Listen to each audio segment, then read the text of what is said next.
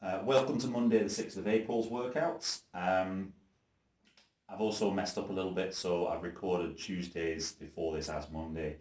So what we go on to explain tomorrow, which you'll hear again, is the fact that basically going to the board, our aim is to try and kind of introduce you to some of the principles behind the workouts that we've got.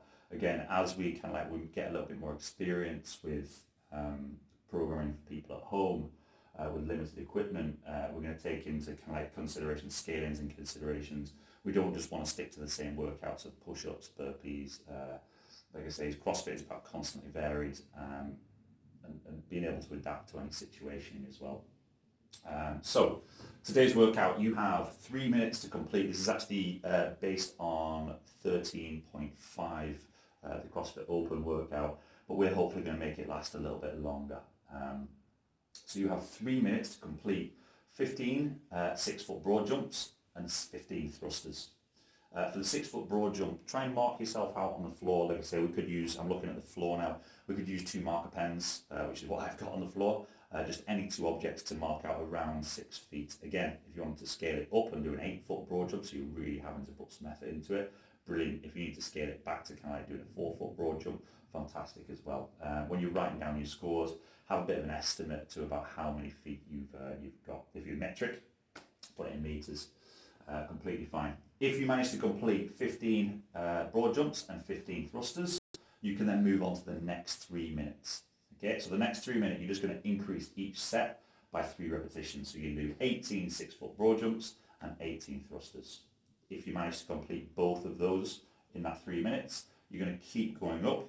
Next 3 minutes, you can do 21 and 21. The next 3 minutes, you can do 24 and 24. And you're going to continue on until you can no longer hit the required number of repetitions.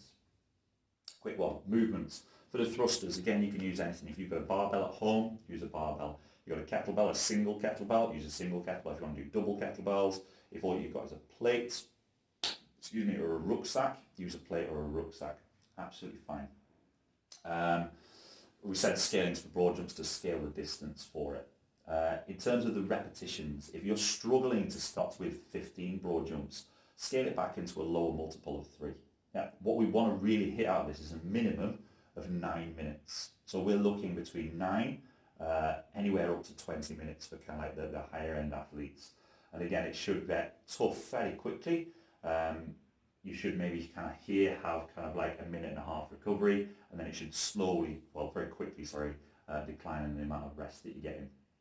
Again, some of you might not be too confident with the landing on the broad jumps. Like I say, if that is your case, just scale to squat jumps. So squat, jump as high as you can. This isn't little jumps. It's like do 15 repetitions with as high as you can jump. If you're limited with availability on the floor, I'd say double the repetitions and do air squats. So it'd be 15 broad jumps, 30 air squats. 18 broad jumps, 36 air squats.